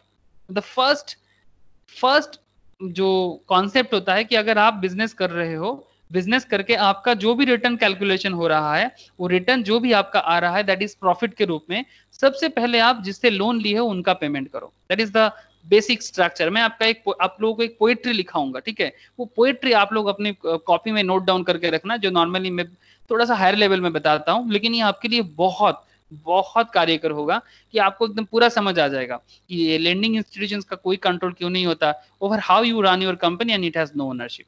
तो ये एडवांटेज है, कोई आपकी बिजनेस पे ओनरशिप नहीं दिखाएगा, ठीक है, तो इससे बड़ा एडवांटेज क्या है, लेकिन पैसा आपको देगा बस अपना इंटरेस्ट के लिए। वंस यू पे back the loan, your relationship with the lender ends. जैसे ही आपने लोन पे कर दिया, आपके साथ उसका जो रिलेशनशिप था वो चला गया, ठीक है, आपने इंटरेस्ट पे कर दिया, रिलेशन खत्म, मतलब एकदम गिव एंड टेक सिस्टम है यहाँ पर। That is specially important as your business becomes sorry more valuable. ये तभी पॉसिबल है जब आपका बिजनेस वैल्यूएबल हो जाते हैं। The interest you pay on डेब्ट financing is tax deductible as business expenses. Sir ये एक बहुत ही गजब का पॉइंट है, बहुत इंपॉर्टेंट पॉइंट है कि the interest you pay on डेब्ट financing is tax deductible as a business expense. इस पॉइंट को मैं 2 मिनट में समझाता हूँ। एंड लास्ट पॉइंट क्या है sir, the monthly payment as well as the breakdown of the payment is a known expense that can be accurately included in your forecasting models. That means ये जो monthly payment में आप interest देते हो ना, इसको आप इजीली ब्रेक डाउन कर सकते हो। मतलब ब्रेक डाउन मतलब अलग अलग तरीके से आप इसको तोड़ सकते हो, बिकॉज यू नो कि आपको कितना पेमेंट करना है। एक्यूरेटली आपको पता होता है कि आपको कितना फोरकास्ट करना चाहिए। सपोज आपने 1 करोड़ लिया था ना बिजनेस के लिए लोन, आपने 1 करोड़ लोन लिए थे, 1 करोड़ में अगर आपको 10% रीपे करना पड़ता है, तो आपको पता है कि आपको अपने बिजनेस का टारगेट क्या है, क्योंकि यू हैव टू रीपे, आपको रीपे करना ही है, और यू नो कि आपको कितना रीपे करना है। तो ये इसका सबसे मतलब बिग एडवांटेज है कि आपको पता है कि आपको क्या पेमेंट करना है। सर ऐसा भी कोई पेमेंट सिस्टम है क्या जिसमें हमको पता नहीं चलता हमको कितना देना है? हाँ सर, ऐसा सिस्टम है, एक फाइनेंसिंग सिस्टम है सर, इक्विटी फाइनेंसिंग। उस पर हम लोग इसके बारे में डिटेल्स जान पाएंगे कि वहां पर ऐसा कोई पर्टिकुलर इंटरेस्ट रेट नहीं होता, तो वहां पर आप फोरकास्ट नहीं कर सकते। क्या आप लोगों को समझ में आ रहा है सर? प्लीज मुझे बताना, ये जो भी खेल यहाँ चल रहा है क्या आपको समझ में आ रहा है? Yes sir. ओके सर, तो बहुत ही डेप्थ का बात चल रहा है सर, मतलब बहुत ही इंटरेस्टिंग लेवल में बात चल रहा है। मतलब अगर आप लोग कनेक्ट कर पा रहे हो ना तो बहुत अच्छा रहेगा, नहीं तो और कुछ नहीं, मुझे चिंता हो जाएगा कि यही कि क्या पता बच्चा लोगों को समझ में आ रहा है कि नहीं आ रहा है। लेकिन मुझे लगता है आप लोगों को समझ में आ रहा है और मजा भी आ रहा है। अब सर ये वाला पॉइंट में तो मैं बात करता हूँ आपसे, लेकिन उससे पहले एक बार डिसएडवांटेज ऑफ डेब्ट फाइनेंसिंग में देख लेते हैं कि क्या क्या डिसएडवांटेज है। डिसएडवांटेज ऑफ डेब्ट फाइनेंसिंग, हाउएवर डेब्ट financing for your business does come with some downside. जैसे कुछ एडवांटेज आपको मिला ना, तो हर एक चीज का 2 पहलू होते हैं। There is always 2 sides of a coin, है ना? तो अगर एक कॉइन में 2 साइड्स होते हैं, तो हर एक डिसीजंस का भी 2 साइड्स होते हैं। Adding a debt payment to your monthly expense assume that you will always have the capital inflow to meet all business expenses. That means अगर आपने डेप्ट लिया बिजनेस के लिए, अगर आप बिजनेस के लिए डेप्ट फाइनेंस करते हो, तो फर्स्ट प्रॉब्लम क्या है आपका कि आपको ऑलवेज एक रेगुलर फ्लो ऑफ कैपिटल चाहिए आपके बिजनेस के लिए, इंक्लूडिंग द डेप्ट payment. For small early stage companies that is often far from certain. मतलब जब आपका बिजनेस स्टार्टिंग लेवल में हो ना, स्टार्टअप बिजनेस जिसका हो, उसको तो पता ही नहीं है कि उसका रिटर्न क्या होगा, वो तो जस्ट आया है मार्केट में। आपको बात समझ में आ रहा है? जो बिजनेस जस्ट स्टार्ट करता है उसको तो उतना प्रॉपरली पता ही नहीं है कि रिटर्न क्या होगा, लेकिन रिटर्न से ज्यादा अगर उसको चिंता ये हो जाएगी उसको मतलब पर मंथ उसको जो लोन लिया है लोन का इंटरेस्ट उसको देना ही पड़ेगा, तो वो तो उसके लिए एक प्रेशर का बात हो गया ना, एक रिस्क आ गया कि पहले खुद प्रॉफिट लेने से पहले उसको लोन रीपे करना पड़ेगा। You all get my point? Debt payment जैसे ही अपने अपना मंथली एक्सपेंस में एज्यूम कर लेते हो ना, तो आपका जो बिजनेस का एक प्रॉब्लम हो जाता है कि मतलब कैपिटल इनफ्लो बिजनेस में करना ही पड़ेगा, including the debt payment for small early stage companies that is often far from certain. मतलब जो अर्ली स्टेज ऑफ बिजनेस में होते हैं उनको तो पता ही नहीं चलता ना कि उसके बिजनेस पे कितना प्रॉफिट होगा नहीं होगा, वो अनसर्टेन रहते हैं कि स्टार्ट किया है कैसे पता कि बिजनेस में क्या चलेगा। लेकिन फिर भी लोन का जो इंटरेस्ट है वो तो सर्टेन है, लोन का जो इंटरेस्ट है that is certain, interest certain है, लेकिन जो रिटर्न वो इनकम करेगा रिटर्न अनसर्टेन है, रिटर्न जो है वो अनसर्टेन है, यही उसके लिए प्रॉब्लम है। ठीक है, तो और सबसे इंपॉर्टेंट और एक क्या पॉइंट हो गया कि risk always is there.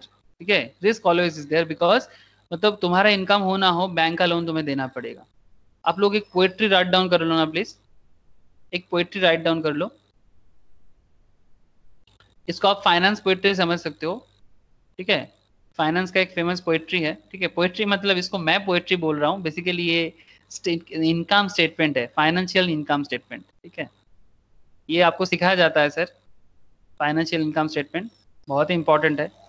Normally 11-12 level में 12 में ये पॉइंट में ज़्यादा बातें होते हैं और बाकी प्रोफेशनल लेवल में तो ये सब बातें होती ही हैं, लेकिन फिर भी आपको मैं इसलिए बता रहा हूँ ताकि आप पूरा का पूरा क्लैरिटी दे लो इसमें। ठीक है, सबसे इंपॉर्टेंट चीज़ इनकम स्टेटमेंट में क्या होता है, कोई भी बिजनेस करने के लिए सबसे इंपॉर्टेंट क्या है सर, सबसे इंपॉर्टेंट है सेल्स, है ना।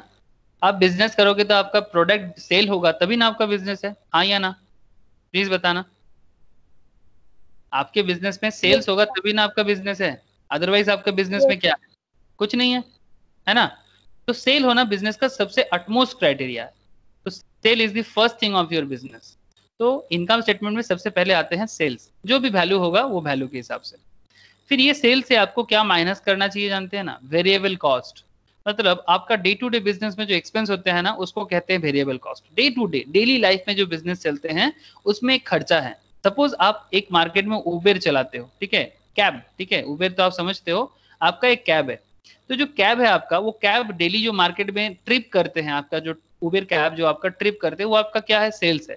लेकिन इस उबेर को डेली मार्केट में रन कराने के लिए आपका एक एक्सपेंस होता है, जैसे कि आपका एक पेट्रोल का या फिर डीजल का एक एक्सपेंस है। तो ये पेट्रोल डीजल का एक्सपेंस आपके लिए बेसिकली क्या है, this is your variable cost. ये वेरिएबल कॉस्ट को आपको सेल से लेस करना चाहिए, तो आपको ना एक प्रॉफिट मिलता है। बट उस प्रॉफिट को ना प्रॉफिट नहीं कहते, उसको कहते हैं डेली कंट्रीब्यूशन। बेसिकली ये बहुत पॉपुलरली नोन एज कंट्रीब्यूशन। ये सब चीज आपको अभी ना डिटेल्स में मैं अंडरस्टैंड नहीं कराना चाहता, बस आपको एक पोएट्री दिखा रहा हूँ कि आप देख लो कि बिजनेस में होता क्या है, क्योंकि इसमें कुछ पॉइंट्स ऐसा है जो आपको अभी समझ में आ जाएगा, ध्यान से देखना। Sales less variable cost equals to contribution. Contribution जो आपका हुआ ना, this is your daily profit. आप मान लो मतलब डेली आपके बिजनेस में जो प्रॉफिट, सपोज आपने उबेर चला के पर डे जो सेल किया, मतलब ट्रिप दिया ना अपने सारा दिन में, जो उबेर चलाते हैं जिसका जो ओनरशिप है उसका, मानो कि डेली 15 ट्रिप्स ने उसने 15 ट्रिप लगाया, तो उसने प्रॉपरली मानो सारा दिन में कितना हो जाएगा, सपोज 5000 का उसने सेल्स किया, मतलब ट्रिप मार के, लेकिन उसमें तेल का खर्चा हो गया उसका 2000, तो उसका कंट्रीब्यूशन कितना हो जाएगा sir, 3000। This is your daily, this is that particular Uber cab owner का डेली का प्रॉफिट। अब ये कंट्रीब्यूशन से उसका एक फिक्स्ड कॉस्ट है, एक फिक्स्ड कॉस्ट है जो उसको देना पड़ेगा। जैसे इसका उबेर जो है, इस उबेर का एक वैल्यू है कैब का, जिसका एक डिप्रिसिएशन होता है, मतलब हर महीना उसका एक वैल्यू गिरता है, या फिर अगर उसको गैरेज करता है ना तो गैरेज का एक रेंट होता है। तो वो जो उसका फिक्स्ड कॉस्ट है ना, वो फिक्स्ड कॉस्ट को उसको यहाँ से लेस करना चाहिए। सपोज उसका फिक्स कॉस्ट है डेली हर मंथ का, या फिर प्रॉपर वे में एक 1500 का फिक्स कॉस्ट है, तो जाके उसका जो, इसको कहते हैं सिर्फ first profit, this is EBIT, this is called EBIT, earning before interest and tax. ठीक है, ज्यादा जानने का जरूरत नहीं है, जस्ट आइडिया ले लो, क्योंकि मुझे एक पॉइंट आपको बताना है। तो ये ईबीआईटी दैट इज 1500, ठीक है। तो अल्टीमेटली आपका फर्स्ट प्रॉफिट क्या हो गया, EBIT, earning before interest and tax. इसको दो नाम से जाना जाता है, ईबीआईटी और एक नाम से भी जाना जाता है PBIT, that is profit before interest and tax. ठीक है, यहाँ पर मैं क्यों इतना सारा बातें कर रहा हूँ सर, आप समझ रहे हो? क्योंकि अब ईबीआईटी या पीबीआईटी जो है ना, यहाँ से आपको सबसे पहले क्या देना चाहिए जानते हो? सबसे पहले आपको देना चाहिए इंटरेस्ट। इंटरेस्ट किस चीज का सर? सर डिवेंचर का, डेब्ट का। आपका जो लोन है ना मार्केट में, उसका इंटरेस्ट आपको अपने प्रॉफिट से सबसे पहले देना चाहिए। सपोज आपका मार्केट में लोन है, लोन का इंटरेस्ट है आपका 500, तो सबसे पहले आप ये दे दो, तो आपके पास जो प्रॉफिट आया ना, इसको क्या कहेंगे? इसको कहेंगे पैट, प्रॉफिट आफ्टर टैक्स। ठीक है, और ईएटी, अर्निंग, सॉरी मैंने थोड़ा गलत बोल दिया होगा, एक सेकेंड, एक छोटा सा मिस्टेक हो गया। इसको कहते हैं पीबीटी और ईबीटी, प्रॉफिट बिफोर टैक्स और अर्निंग बिफोर टैक्स। समझ रहे हो प्लीज? हाँ, आपने इंटरेस्ट पेमेंट कर दिया जो आपको सबसे पहले देना चाहिए था, आपने इंटरेस्ट पेमेंट कर दिया। आप लोग नोट डाउन कर रहे हो ना इसको? हेलो, आप लोग इसको कॉपी पे हाँ नोट डाउन कर लेना प्लीज इसको। आपने इंटरेस्ट पेमेंट कर दिया, इंटरेस्ट पेमेंट के बाद आपके पास क्या रहा? पीबीटी और ईबीटी, प्रॉफिट बिफोर टैक्स और अर्निंग बिफोर टैक्स। ठीक है, अब ये जो पीबीटी और ईबीटी है ना, इससे आपको क्या पेमेंट करना चाहिए जानते हो? इससे आपको पेमेंट करना चाहिए टैक्स। मतलब आपका पीबीटी हुआ 1000, नाउ यू हैव टू पे टैक्स। किसको पेमेंट करेंगे सर टैक्स? सरकार को सर, गवर्नमेंट को, गवर्नमेंट ऑफ इंडिया या फिर जो भी कंट्री में आप रहते हो उस कंट्री को आपको टैक्स पे करना ही पड़ेगा। तो टैक्स हो गया आपका गवर्नमेंट का टैक्स, दैट इज सपोज 200। ठीक है, सरकार को आपने टैक्स पे कर दिया 200, तो आपके पास जो बचा है ना, ये बिजनेस में 800।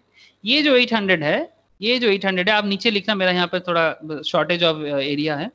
800 जो आपको हुआ ना, इसको कहते हैं अर्निंग फॉर इक्विटी। क्या कहते हैं? Earning for equity. मतलब इक्विटी कौन सर? मैं आपको समझाया था, इक्विटी मतलब ट्रू ओनर। अगर बिजनेस का एक ओनर है तो उसका ही इक्विटी, अगर बिजनेस में 3-4 ओनर है या 200 ओनर है या 500 ओनर है तो उनका। अर्निंग फॉर इक्विटी, जो ट्रू ओनर का कैपिटल है, मतलब अर्निंग है। ठीक है, जो बिजनेस का ओनर है उसका अर्निंग है। ये अर्निंग फॉर इक्विटी जो आया, ये अर्निंग फॉर, अगर हाँ यहाँ पर इसके बीच में और एक चीज भी हो सकता है, अगर बिजनेस में प्रेफरेंस शेयर होल्डर है ना, तो प्रेफरेंस शेयर होल्डर को यहाँ से देना पड़ेगा। ठीक है, उसको एक बार मैं बोल ही लेता हूँ। ठीक है, अगर प्रेफरेंस शेयर है तो उसको भी देना पड़ेगा। एक सेकेंड, हाँ जस्ट अ मिनट, एक चीज थोड़ा सा वहां पर कटिंग कर लो, एक चीज वहां कट कर लो। ये जो 800 है ना आपका, इसको आप ना कह दो ये आपका हो गया पैट। ठीक है, प्रॉफिट आफ्टर टैक्स। ये जो 800 है, जैसे टैक्स देने के बाद, ठीक है, टैक्स देने के बाद आपका प्रॉफिट है 800। इससे आप ना सबसे पहले दे दो प्रेफरेंस डिविडेंड, जब जिसके बारे में हम लोग आगे क्लास में चर्चा करेंगे। प्रेफरेंस क्या है, प्रेफरेंस शेयर क्या है, तो उसमें आपको पता चल जाएगा। प्रेफरेंस डिविडेंड मानो कि 200 का है, जो आपको देना ही पड़ेगा। क्या है, मैं प्रेफरेंस में बाद में चर्चा करता हूँ। तो आपके पास कितना प्रॉफिट बचा? 600। इसको आप कह दो अर्निंग फॉर इक्विटी। मतलब ये अभी जो कंपनी का ट्रू ओनर है ना, बेसिकली जो बिजनेस को बनाया, जो बिजनेस को चलाते हैं, जो जिसमें बिजनेस का सबसे ज्यादा हक है, अर्निंग फॉर इक्विटी। बेसिकली ये लॉस का भी हकदार है, ये प्रॉफिट, ज्यादा प्रॉफिट का भी हकदार है। ये जो इक्विटी शेयर होल्डर है ना, ये लॉस का भी हकदार है। मतलब अगर बिजनेस में लॉस होता है तो लॉस इसी को भुगतना पड़ेगा। अगर प्रेफरेंस डिविडेंड देने के बाद बिजनेस में कुछ नहीं बचता तो पूरा का पूरा चीज इसी को झेलना पड़ता। मतलब the responsibility should be taken by the equity share holder. If business faces losses, then उस लॉस का जो भी बर्डन है that will be taken by equity shareholder. If business gets lots of profit, if business can get lots of profit, then that profit's advantage will be taken by equity shareholder. If you get lots of profit, then advantage will be taken by equity shareholder. But if your business faces losses, then that losses burden should be taken by equity shareholder. I think आप लोगों को point समझ में आ रहा है।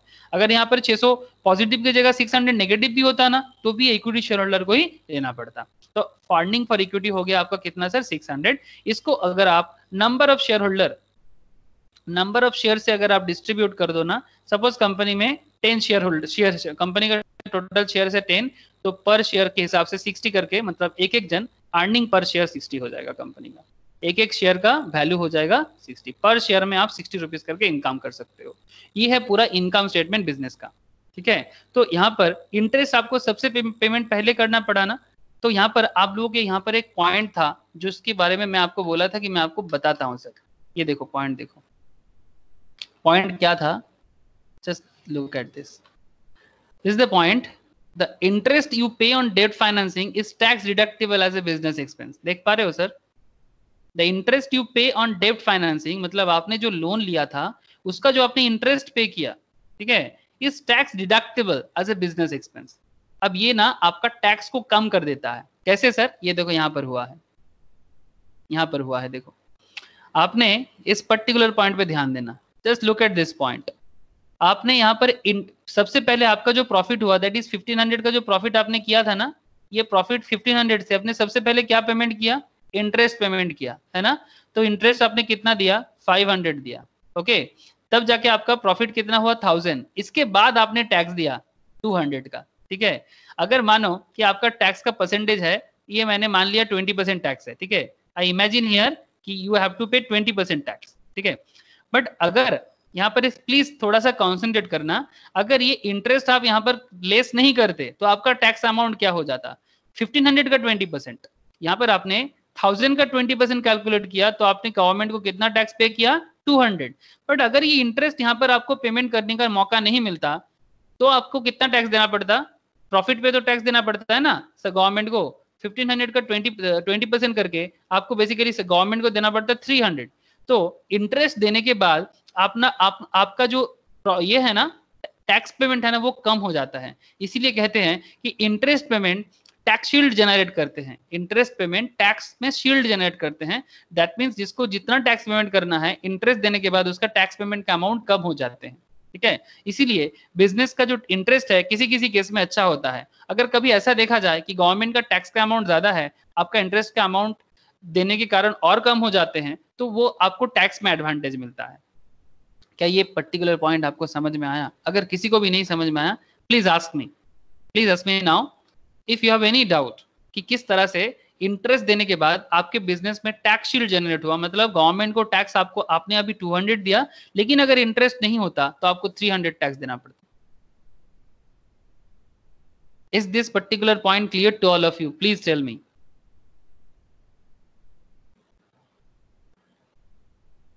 Hello, yes sir.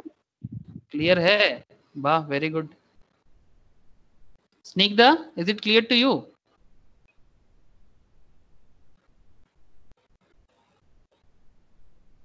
Vishwajeet, क्या सबको मेरा आवाज नहीं आ रहा है क्या? सर आ रहा है। आ रहा है।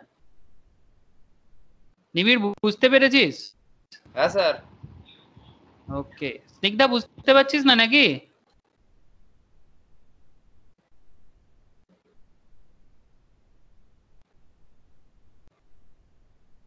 শুনতে পাচ্ছে না কোনো কারণে।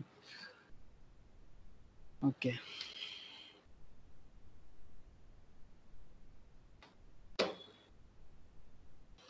ओके देखो कुछ पॉइंट्स है और बता देते हैं। आई थिंक यहाँ पर जो पॉइंट था मैंने कुछ ज़्यादा ही डिटेल्स में बोल दिया।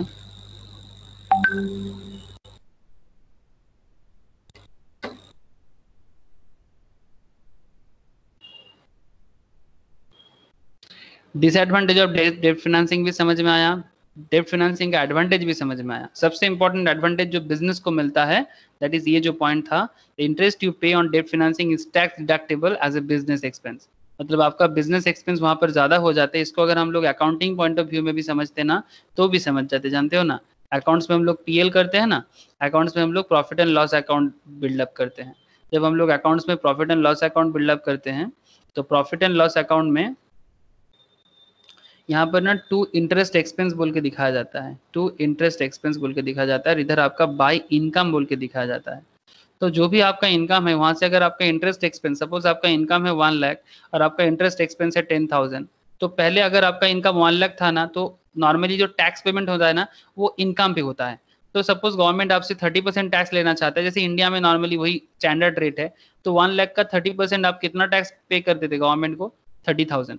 लेकिन यहाँ पर आपका 10,000 का इंटरेस्ट है तो आप 1 लाख से 10,000 लेस कर दो प्लीज, ठीक है। 1 लाख से लेस कर दो 10,000 तो आपका टू नेट प्रॉफिट हो जाते हैं 90,000। नाउ यू हैव टू पे 30,000 दैट इज 27,000 का टैक्स पे करोगे। तो यहाँ पर आपके ना टैक्स सेविंग्स कितना हो गया? 3,000। 3000 टैक्स सेविंग। मतलब जो हम लोगों ने फाइनेंस के वे से सीखा वो सेम चीज आप अकाउंटिंग वे में भी सीख सकते हो। ये सारा का सारा मैटर और भी धीरे धीरे आप लोगों को क्लियरली हो जाएगा, लेकिन यही सब फाइनेंस पढ़ने का सर मेन एडवांटेजेस है जो मैं आपको बेसिकली सिखाना चाहता हूँ। ये जो सोर्स ऑफ फाइनेंस है इसमें आपको इसी तरह से देखना चाहिए कि कहाँ आपका एडवांटेज है, कहाँ आपका डिसएडवांटेज है, कौन सा सोर्स से मनी रेज करने से आपको सुविधा है, दिस काइंड ऑफ थिंग। ठीक है।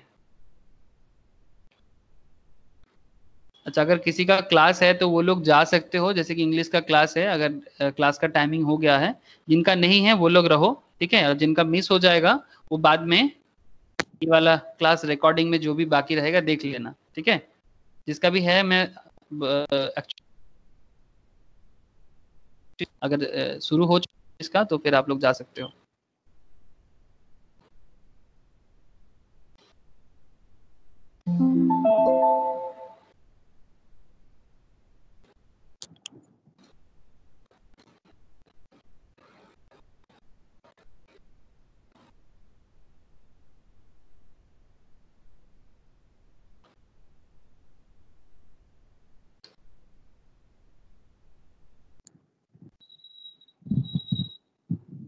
हेलो,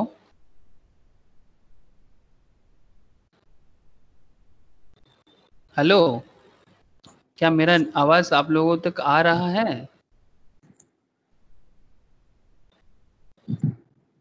কোন কোন হ্যাঁ, স্নিগ্ধা আওয়াজ আসছে? তুই কিছু বলছিস না, তখন থেকে জিজ্ঞাসা করছি। হ্যাঁ, আমি বললাম তো তখন। ও, তোর কথা তাহলে আমি শুনতে পাইনি। আচ্ছা হ্যাঁ, যাক। আমার এই দিকটা একটু ব্যথা ভিতরে, ওই জন্য খুলে রেখেছি। ওকে। মানে ভিতরে এই দিকটা একটু ব্যথা এই চোখে, কালকে ওই জন্যই মানে মাথা ব্যথা করছে। হ্যাঁ, ভিতরে একটা পেন হচ্ছে। ओके ठीक है, बाकी लोगों का इंग्लिश का क्लास है इसलिए वो लोग चले गए, आप लोग रहो, नो प्रॉब्लम।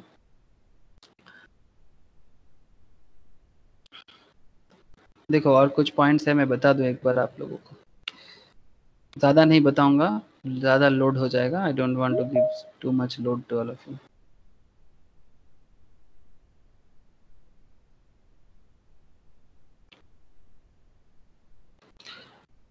अच्छा, तो फिर डेब्ट फाइनेंसिंग का जो एडवांटेज एंड डिसएडवांटेज है उसका आइडिया आप लोगों को क्लियर हुआ, थोड़ा सा कुछ पॉइंट यहाँ पर रह गया होगा।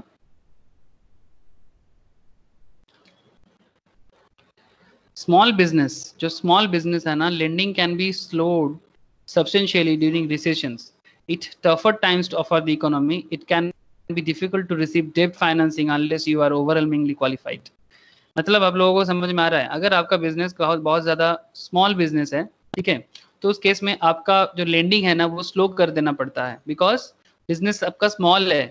तो स्मॉल बिजनेस के पास उतना कैपिटल नहीं होता, तभी तो आप स्मॉल हो, because you have less capital, that's why you are small business. ठीक है, आप लोगों का एक चैप्टर्स भी होगा माइक्रो स्मॉल मीडियम एंटरप्राइज के ऊपर, मैं बताऊंगा, ठीक है। तो उसमें आपको कौन सा बिजनेस को स्मॉल बिजनेस कहेंगे, कौन सा बिजनेस को लार्ज बिजनेस कहेंगे, उसका आपको आइडिया मिल जाएगा। लेकिन फिलहाल आप इतना समझो कि जो स्मॉल बिजनेस है ना, small business lending can be slowed, मतलब वो अपना जो लेंडिंग है वो स्लो कर देगा सब्सटेंशियली ड्यूरिंग रिसेशन। जैसे कि अभी चल रहा है रिसेशन, जानते हो ना, करंट सिचुएशन जो है ना वर्ल्ड बेसिस में, इवन इंडिया में स्पेशली, ऑल्सो मतलब even throughout the world due to कोविड-19, ठीक है।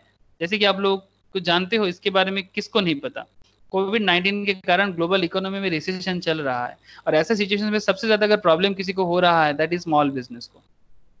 ऐसे सिचुएशंस में इसके लिए लोन का इंटरेस्ट पेमेंट करना काफी मुश्किल हो जाते हैं, ठीक है। तो डेब्ट फाइनेंसिंग इज ओके, बट इसमें क्योंकि एक रेगुलर पेमेंट का पैटर्न है, और अगर आपका बिजनेस स्मॉल है तो आपको मुश्किल हो जाता है सर, ठीक है। तो ये रहा आपका डिसएडवांटेज का दो इंपॉर्टेंट पॉइंट्स।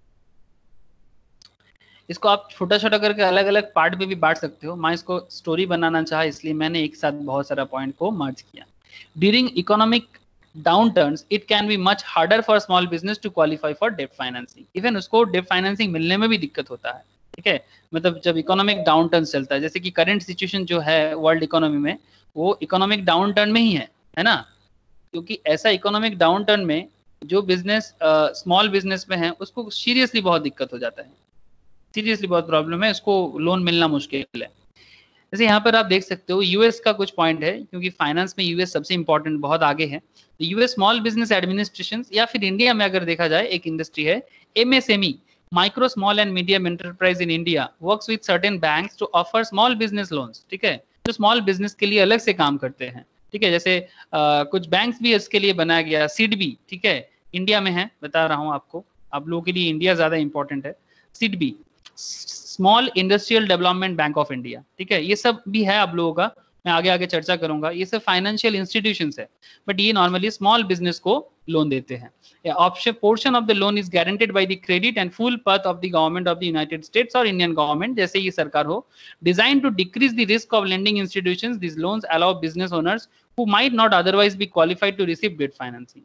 मतलब ये सिडबी जैसे ऑर्गेनाइजेशन नॉर्मल जो मतलब अगर आप स्मॉल बिजनेस ओनर हो ना, if you are a small business owner, तो शायद आपको नॉर्मल बैंक आपको लोन नहीं देगा। स्मॉल बिजनेस ओनर को स्मॉल बैंक लोन नहीं दे, मतलब बैंक लोन नहीं देता है। लेकिन इस तरह का बिजनेस को अगर फाइनेंस करना है तो उसके लिए अलग ऑर्गेनाइजेशंस बिल्डअप किया गया है, जैसे कि इंडिया में एक का नाम मैंने आपको बताया, सिडबी, ठीक है, और भी है बहुत सारा माइक्रो फाइनेंस बैंक भी इंडिया में तो रेडी हुआ है। लाइक आप लोगों ने नाम सुने होंगे बंधन, बंधन बोल के एक बैंक है, उसका एक माइक्रो फाइनेंस डिपार्टमेंट है, ठीक है, जो छोटा छोटा बिजनेस में लोन प्रोवाइड करते हैं, जो नॉर्मली बैंक के पास जाएगा तो वो क्वालिफाइड नहीं हो पाएगा, ठीक है, who might not otherwise be qualified to receive debt financing। तो डेट फाइनेंस नॉर्मली इतना इजी नहीं होता है स्मॉल बिजनेस के लिए, बट हाँ if you are a big business then आपको इजीली मिल जाता है। लेकिन सरकारी लेवल में कुछ अलग ऑर्गेनाइजेशन चलते हैं जिसको हम लोग फाइनेंशियल इंस्टीट्यूशंस के नाम से जानते हैं, ठीक है, फाइनेंशियल इंस्टीट्यूशंस। ये जो एलिजिबल भी नहीं होते हैं उनको भी देते हैं because of development, because of economical development. सबको मौका देना चाहिए, everyone should get a chance to build a business, to build the economy, to grow their country, ठीक है। तो दैट इज द रीजन कि ये फाइनेंशियल इंस्टीट्यूशंस इस तरह का बेनिफिट देते हैं डेट फाइनेंसिंग के लिए। तो ये था डेट फाइनेंसिंग के ऊपर मेरा एकदम A to Z जो भी मुझे बात करना था मैं आप लोगों से किया with the full connection with the financial management, ठीक है। तो अगर आपको डेट फाइनेंसिंग क्लियर है, सर आप एक दिन पूरा डेट फाइनेंसिंग में ही बोल दिए, हाँ सर इंपॉर्टेंट था ना, बोल दिए, जो भी बात था मैंने कर दिया, ताकि आगे आगे मैं आपको इक्विटी फाइनेंसिंग भी समझा पाऊँ, ठीक है, और भी डिफरेंट काइंड ऑफ जितना भी फाइनेंसिंग पैटर्न है मैं सब आपको समझाऊंगा। लेकिन आज आप डेट फाइनेंसिंग और जो भी मैं आप लोगों को भी क्लास में बताया, ठीक है, फाइनेंशियल मैनेजमेंट रिलेटेड जो भी पॉइंट बताया, आप एक बार घर में ना ये से पॉइंट को ना एक बार गो थ्रू करो। आई होप आप लोगों ने लिखे हो, ठीक है। तो एकदम फाइनेंशियल मैनेजमेंट के साथ सोर्स ऑफ फाइनेंस के अंदर डेट फाइनेंसिंग, इक्विटी फाइनेंसिंग में बात नेक्स्ट क्लास में चर्चा होगा। नेक्स्ट क्लास में ही टॉपिक आगे कंटिन्यू करेंगे sir. It's very vital for school purpose also and very vital for professional foundations like CS exams, ठीक है। तो प्लीज बहुत इजीली इसको समझना। आई होप कि आप लोगों को समझ में आया। मैं एक बार आपसे सामने आता हूँ, अगर किसी के मन में कोई भी क्वेश्चन हो आप मुझे अभी पूछो, ठीक है, एकदम चिंता करने का जरूरत नहीं है, आप मुझे बताना कि क्या प्रॉब्लम है।